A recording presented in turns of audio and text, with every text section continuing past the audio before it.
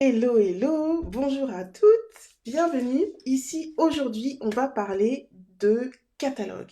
Pourquoi est-ce qu'il te faut créer ton catalogue produit, créer ton catalogue service, créer ton catalogue d'offres, tout simplement. Voilà de quoi on va parler aujourd'hui, de l'importance d'avoir un catalogue, à quoi ça va te servir concrètement. Le catalogue, il peut être physique ou digital. Et dans ton catalogue, on va avoir tout tes produits, toutes tes offres en fait, tous tes services regroupés. Et c'est hyper important pour que tu aies de la clarté. Que tu aies de la clarté, toi, déjà, sur ce que tu vends, que ce soit clair, net, précis, qu'il n'y ait pas de discussion possible. Et c'est important aussi pour que ce soit clair pour ton client. Parce que il n'y a rien de pire pour quand tu es client d'arriver quelque part et de pas savoir, de pas comprendre en fait ce que la personne fait, ce qu'elle vend, de pas voir quelles sont tes options, etc. Donc on clarifie les choses, on clarifie les choses pour soi-même déjà, on clarifie les choses pour le client parce que la clarté pour un client, c'est vraiment le facteur numéro un pour réussir une vente. Bonjour Vision Bien-être, bienvenue. Donc vraiment, c'est important que ton client il comprenne exactement pourquoi il dépense son argent. Le catalogue de tes produits, de tes services, de tes offres, c'est à ça que ça va te servir, à clarifier les choses pour toi, à clarifier les choses pour ton client et donc à faciliter la vente.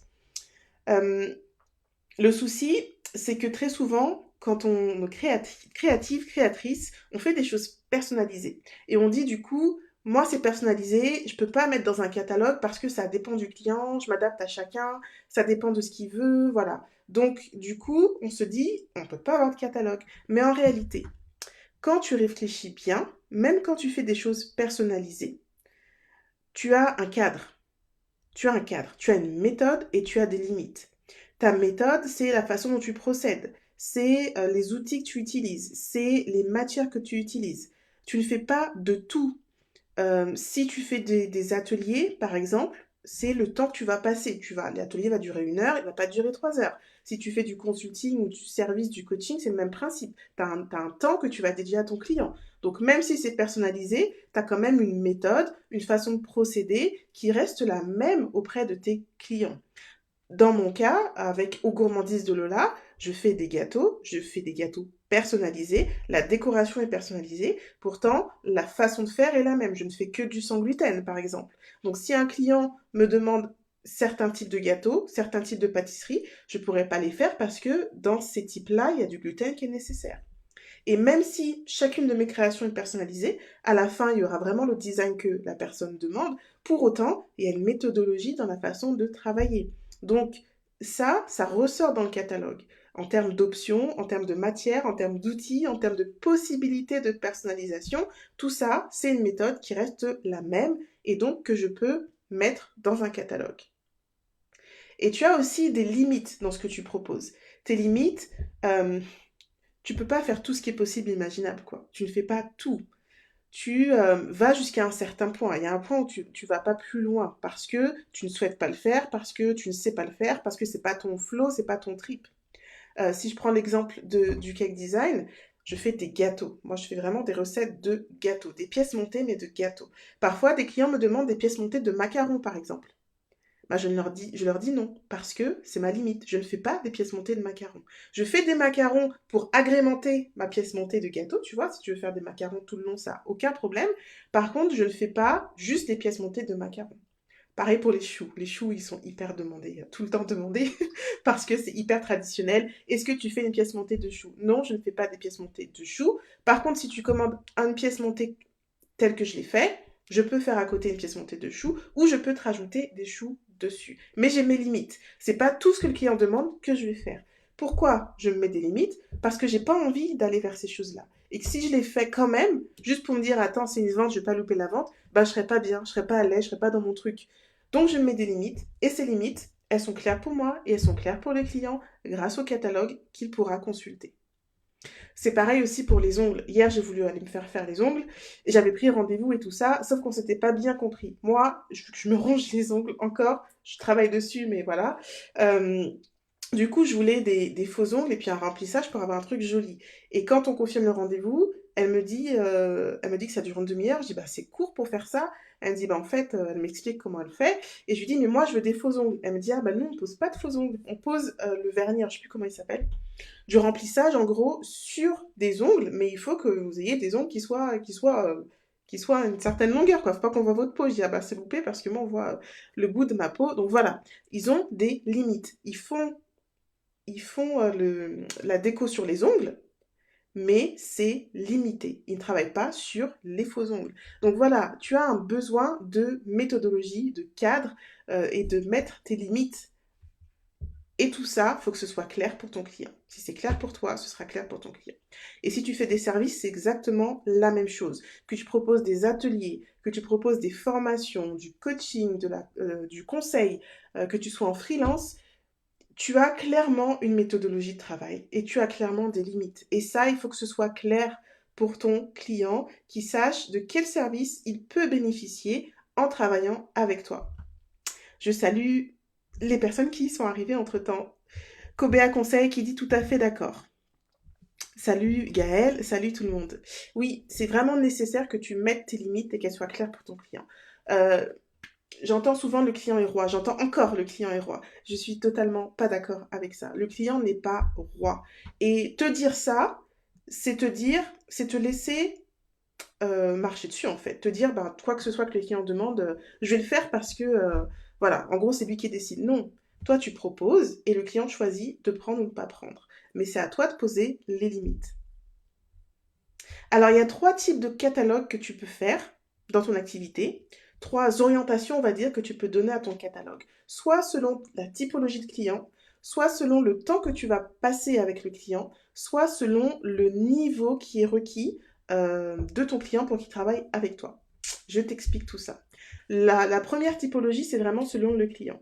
Tu n'auras pas la même approche ou pas les mêmes services en fonction de ton type de client. Typiquement, on a client pro, client particulier. Si tu travailles avec des pros, tu ne mettras pas en place le même processus, tu ne mettras pas en place les mêmes services que si tu travailles avec des clients particuliers. Parce que les attentes de chacune des typologies de clients ne sont pas les mêmes. Autre exemple, homme ou femme. Si tu travailles avec des hommes ou avec des femmes, en fonction de ton activité, tu auras peut-être une approche différente. Typiquement les coiffeurs. Les coiffeurs n'ont pas la même offre pour les hommes que pour les femmes. Ils ne traitent pas les choses de la même façon. Les prestations sont différentes. Si c'est un homme, si c'est une femme, si c'est un enfant, si c'est un enfant fille, un enfant garçon, les prestations seront différentes. Ou ça peut être aussi des prestations différentes selon le type de cheveux. Tu vas pas traiter de la même façon les cheveux blacks, par exemple, que les cheveux d'une femme blonde. Tu vas pas traiter les choses de la même façon, tu n'auras pas les mêmes offres, tu n'auras pas la même méthodologie de travail. Dans mon cas de gourmandise de Lola, on va dire 3 typologies de clients, les futurs mariés, les particuliers et les entreprises.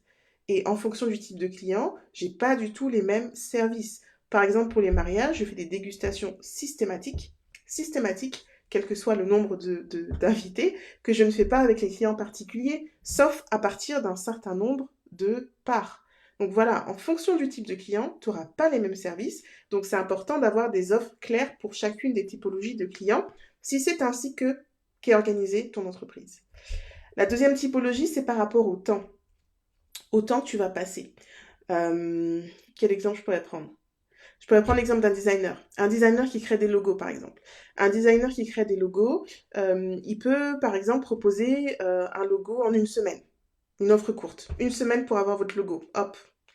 Ou il peut proposer une offre plus longue. 1 mois pour faire le logo. C'est pas la même prestation. Il mettra pas la même qualité, sans doute, parce qu'il n'y aura pas le même résultat. Et le travail requis sera pas le même. La notion de temps, elle peut être là un levier de montée en gamme. Je fais quelque chose de rapide, vous voulez quelque chose de rapide, ok, par contre ce ne sera pas la qualité premium. Je fais quelque chose de plus long et vous avez une qualité plus haute. Et ça te permet aussi de différencier tes prix en fonction du temps que tu passes sur l'activité. Mais ça peut être aussi l'inverse. Ça peut être moins tu passes de temps et plus c'est high level en fait. Moins tu passes de temps et plus la personne va payer cher, plus ce sera une montée de gamme. Par exemple, je propose à mes clientes de mettre en place une organisation anti-procrastination, une méthodologie qui sera la méthodologie n'est pas personnalisée, mais le travail est personnalisé. Je travaille directement avec la cliente en one-on-one, en vidéo comme ça, pendant une journée. Et une journée, on met en place l'organisation qui lui correspond. C'est personnalisé pour elle, mais il y a une méthodologie et ça ne dure qu'une journée. On travaille une journée et à la fin de la journée, elle sait qu'elle aura son organisation pour le mois prochain et une méthode pour continuer à planifier, à prioriser, à arrêter de procrastiner pour les mois suivants, les jours suivants, etc. Donc, et cette offre-là, elle est plus élevée que mon offre de formation parce que c'est une offre premium. Donc, en fonction du temps aussi, tu peux avoir cette typologie en fonction du temps.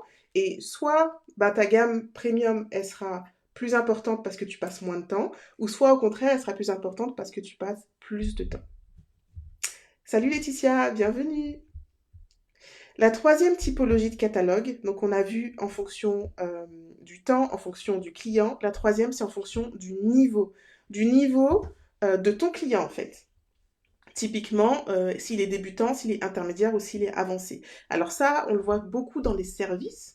Par exemple, si tu organises des ateliers couture par exemple, tu vas peut-être avoir des ateliers spécifiques pour ceux qui découvrent, qui n'ont jamais tenu une aiguille de leur vie. Ce sera vraiment orienté débutant. Tu peux aussi avoir des séances pour ceux qui sont habitués, qui ont déjà créé une jupe ou un t-shirt qu'ils peuvent porter. Parce que, perso, j'ai déjà créé une jupe, mais importable. Je sais pas si ça se dit importable. Bref, des personnes qui savent déjà coudre ou déjà utiliser une machine et pour leur apprendre des techniques supplémentaires ou pour les aider voilà, à apprendre à travailler sur une machine spécifique. Ou alors, tu peux avoir un troisième niveau avec vraiment des personnes qui sont avancées et quasiment des personnes qui veulent être pro ou des personnes qui veulent apprendre aussi à faire des ateliers comme toi, etc. Donc, tu peux aussi avoir ce catalogue par niveau de prestation et ça te permet aussi, du coup, de fidéliser tes clients. Parce que quand tu as quelqu'un qui arrive dans le côté débutant, il peut ensuite ben, vouloir passer à intermédiaire et vouloir passer au niveau supérieur tout en continuant à travailler avec toi. Donc c'est aussi, par niveau, c'est aussi un bon moyen de fidéliser si, encore une fois, ton produit ou ton service s'y prête. Donc c'est approprié aussi pour certains produits parce que j'ai eu en tête l'exemple de Atelier Nubio. Atelier Nubio, je vais y arriver. C'est un site internet où ils proposent ils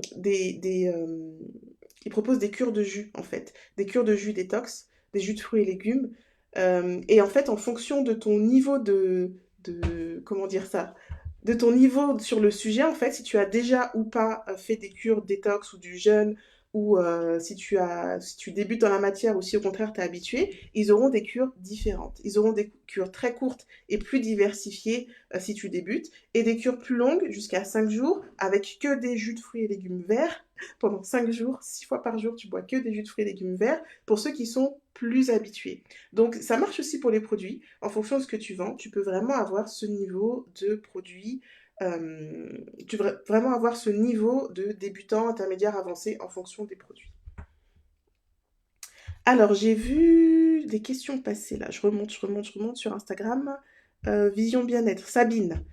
N'est-il pas préférable au début d'avoir une seule offre?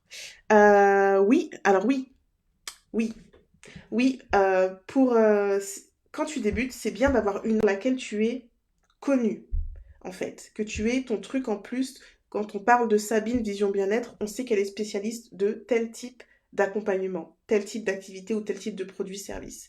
Pour autant, ça t'empêche pas d'avoir ensuite un catalogue avec plusieurs offres, plusieurs niveaux, voilà, soit selon le niveau, soit selon la typologie de client, ou soit selon, qu'est-ce que j'avais dit, le troisième, j'oublie moi-même, soit selon le temps que tu y passes.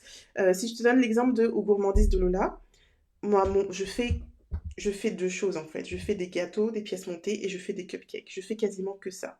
Mais c'est différencié par rapport au type de client. Je vais pas faire la même chose pour les mariages, je vais pas faire la même chose pour les anniversaires des enfants d'un an, et je vais pas faire la même chose pour le fait d'un diplôme, tu vois. Pourtant, j'ai un seul produit, mais mon service est diversifié. Donc, ce qui est important, c'est que tu sois connu pour une offre précise, en fait. Une offre qui soit ton offre phare, ton offre anti-signature parfois, ton offre signature, ton offre phare, ce qui va te différencier. Et ça ne t'empêche pas derrière d'avoir plusieurs typologies de clients en fonction de qui tu cibles. Ok. Cobéa Conseil qui dit c'est quelle boîte pour les jus? Ah, c'est Nubio, voilà, atelier Nubio. Voilà. Bon, bah voilà, Sabine avait déjà répondu. Atelier Nubio. Euh, Voilà, donc, mais oui, quand tu débutes, je conseille toujours quand tu débutes de partir sur une seule offre et ensuite tu la diversifies. Mais très souvent les personnes qui arrivent, qui travaillent avec moi, elles ont déjà plein de choses en fait. Donc le tout, c'est de trouver de la place et de la cohérence entre toutes les offres et puis trouver la place pour chacune des offres. Ok? Voilà, donc ton catalogue, il va être vraiment indispensable pour que ce soit clair pour tes clients. Ouh, salut Christiane, je t'avais pas vu arriver. Tu peux le faire en version voilà, digitale, tout simplement. Si tu as un site, tu proposes tes différentes offres. Tu peux le faire aussi sur tes pages, sur ta page Facebook, dans la page à propos, etc. Et sinon, tu peux partir sur une version digitale du catalogue en utilisant Canva notamment, où tu fais quelque chose un peu plus élaboré et qui peut être sympa à montrer si tu fais des rendez-vous physiques avec tes clients, si tu fais des salons, des choses comme ça. Ça peut être bien d'avoir ta version digitale ou imprimée si tu es sûr que tu ne vas pas la modifier. Mais voilà, ça peut être bien d'avoir les deux versions pour que chaque client, en fonction de la façon dont il te contacte, il sache clairement ce que tu fais. Et puis pour toi aussi, encore une fois, c'est vraiment primordial que tu aies cette vision claire de tes offres, de ce que tu proposes. Et ça veut dire qu'il faut que tu fasses un choix. Ça veut dire que tu t'arrêtes un moment, que tu décides de ce que tu veux vendre ou pas vendre. Il faut juste garder en tête qu'on ne peut pas tout faire, même si l'envie est là. Moi, chaque matin, je me réveille avec une nouvelle idée, je l'écris et je la mets de côté parce que je ne peux pas tout faire et qu'à un moment, il faut juste choisir jusqu'où on va. Ça ne veut pas dire que tu ne le feras jamais, mais qu'il faut y aller par étapes. Ok? Donc, il y a des choix à faire. Qu'est-ce que je veux faire? Pourquoi je veux être connue? Qu'est-ce que je veux proposer comme offre? Et ensuite, comment je peux décliner cette offre pour qu'elle puisse ouvrir davantage de possibilités de revenus. Ok. Donc si tu as besoin d'aide pour travailler sur tes offres, travailler sur ton catalogue, tu peux me contacter en message privé sur Facebook, sur Insta pour qu'on en parle et je répondrai avec plaisir. Sur ce, je vous souhaite à tous et à toutes une jolie journée. Je vois qu'il y en a qui me rejoignent encore sur Insta. C'est la fin. Donc à très bientôt. Ciao, ciao.